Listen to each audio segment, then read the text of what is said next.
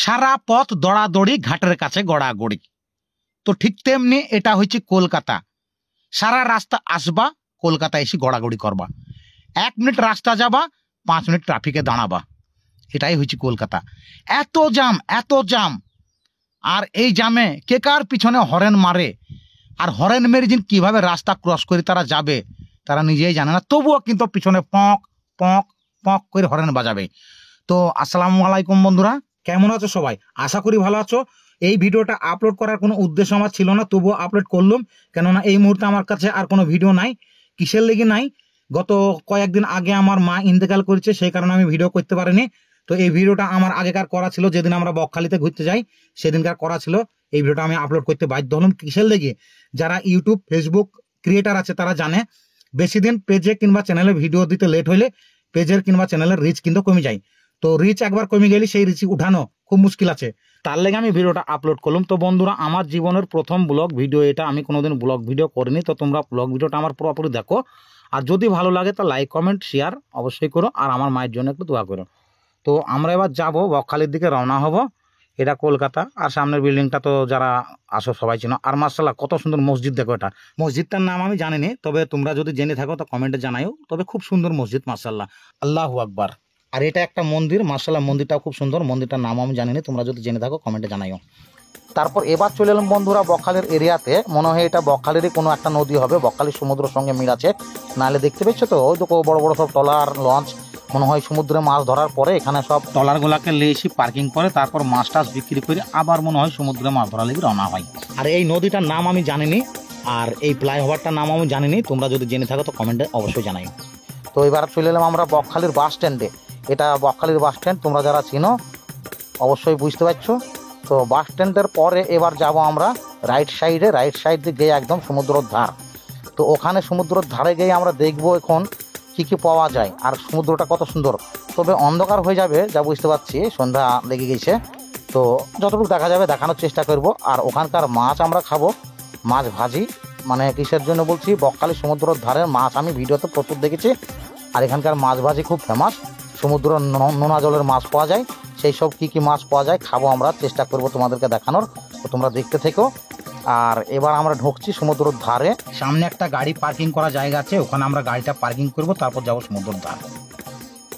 তো বন্ধুরা, এবার তোমরা দেখতে পেয়েছো এটা বকখালি সমুদ্রের ধার। আমাদের আসতে একটু লেট হয়ে গেল, তো যাই হোক, রাত তো হয়ে গেছে, এখন তোমরা স্পষ্ট দেখতে পাবা না। এই দিকটা সমুদ্রের ধার, বকখালি জায়গাটার নাম। আর বকখালির যে ফেমাস মাছ ভাজা, বিভিন্ন রকম মাছ ভাজা সঙ্গে সঙ্গে পরিষ্কার করে একদম ভেজে দেয়, দারুণ টেস্ট হয়। ভিডিওতে যে মাছগুলো দেখতে পাও বকখালির, সেই সব মাছ তোমাদেরকে দেখাবো। আর তোমরা দেখো টাটকা মাছ কিভাবে ভেজে দিবে, তারপর কিরকম টেস্ট লাগে সেগুলো তোমাদেরকে বলবো আমরা। এই শুধু দেখাও মাছগুলো। এই যে বিভিন্ন রকম মাছ দেখতে পেয়েছো তোমরা, এখানে ইলিশ আছে, চিংড়ি আছে, লইটে মাছ আছে, আর এই যে দেখতে পেয়েছো কাঁকড়া। দাদা এই মাছটা কি মাছ গো? ওটা ভেটকি মাছ আছে, সমুদ্রের ভেটকি, নদীর ভেটকি মাছ আছে। খেতে ভালো লাগবে? খুব ভালো লাগবে। কত দাম? 350 টাকা দাম আছে। একদম কেটে পরিষ্কার করে ভেজে দিবেন? পরিষ্কার করে ভেজে দিয়ে কষা করে দিয়ে ঝাল করে দিয়ে যেমন ভাবেন খাবেন তুলে দেওয়া হবে। আচ্ছা দেখছি। আর এটা কি নাম? ওটা বাঁশ পাতা আছে। কত দাম? ওটা আছে 70 টাকা দাম। আর পাশেরটা এই যে এইটা, ওটাও আছে বাঁশ পাতা, ওটা 50 টাকা দাম। এটা দেখি তুলি, এটা বাঁশ পাতা। হ্যাঁ, ওটা বাঁশ পাতা। দুধারে আব্বা মাছটা চোখ কই গো? তাই তোরে চোখ কই? রাস্তা কি করে দেখে খায় না কিছু। আবার 2 রকম কালার দেখ, এই পিঠে এক কালার, এই পিঠে এক কালার। টাকরা মাছ রে, এই মাছটাই আমি খাবো, সস্তা মাছ, আবার দেখতেও কিন্তু ভালো লাগছে, কিন্তু চোখ দেখতে পাচ্ছি না। এই মাছটাকে আপনি ভাজেন? ঠিক আছে, দাঁড়ান একটু কেটে কুটে পরিষ্কার করে ভাজা করে দিচ্ছি। শুন, হ্যাঁ কত ভালো ভালো মাছ আছে, ওসব মাছ খানা। ক্যাঁকড়া খাবি? ক্যাঁকড়া কোনদিন খেয়েছিস? খাইনি, খাবো। খেতে পারবি তো? মানুষ জিভি খায়, ঠিক আছে। তো বন্ধুরা, মাছ লিয়ার আগে আমাকে ক্যাঁকড়াগুলা নিতে হইলো মোটরামের লেগে। মোটরাম ক্যাঁকড়াগুলাকে বুঝি খালা লড়, আর ক্যাঁকড়াগুলা লড়ছে। ক্যাঁকড়াগুলাও তেমনি মোটরামের মতো স্বাদ। তো বন্ধুরা, এবার দেখতে পেয়েছো জিয়ন্ত ক্যাঁকড়াগুলা প্রথম রাউন্ডে পরিষ্কার হয়েছে, তারপর যাবে দ্বিতীয় রাউন্ডের পরিষ্কারে, তারপর ফাইনাল পরিষ্কার হওয়ার পরে ক্যাঁকড়াগুলা ফ্রাই হবে। তো এবার দেখতে পেয়েছো বৌদি আমার পরিষ্কার করছে, আর এটাই হয়েছে ফাইনাল পরিষ্কার। আর এই যে পরিষ্কার একদম রেডি, ফাইনাল। এবার যাবে ফ্রাই। আর এই যে আমরা যে চিংড়িগুলা লিছি, সে চিংড়িগুলাও বৌদি পরিষ্কার করছি আস্তে আস্তে। অপরকার যে পায়খানার একটা শিরা আছে, সেই শিরা না কি বলে ওটাকে, পায়খানার রাস্তা, ওটাও পরিষ্কার করছি খুব মানান করি। তো এবার যাবে চিংড়ি আমাদের ফ্রাইয়ে। এই যে রেডি আমাদের চিংড়ি, এবার এটা ফ্রাই হবে। আর লিচি ইলিশ, আর এই যে আমার দাদা কি গো ফ্রাই করছে, এক সাইড আছে ইলিশ, ওই সাইড আছে কাঁকড়া। আর এবার আস্তে আস্তে আমাদের সব রেডি হয়েছে, মাল পার্সেল হয়েছে।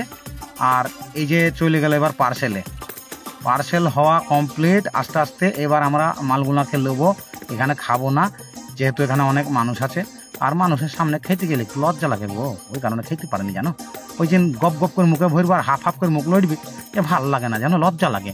তার লেগে আমরা যাবো রুমে লিগে খাবো ভাতের সাথে। তো আর জানাবো না তোমাদেরকে কেমন লাগছে। তবে এদের মাছগুলা সাজানো দেখছো কত সুন্দর, মাছগুলার সাজানোর ক্যাপাসিটি একটা আলাদা, দারুণ লাগছে। কিন্তু মাছ না খেলেও খেতে মন যাবে। আর মাছ গোনার অপরে মাঝে মাঝে পানি মারছে আর মাছ গোনা চকচক করছি।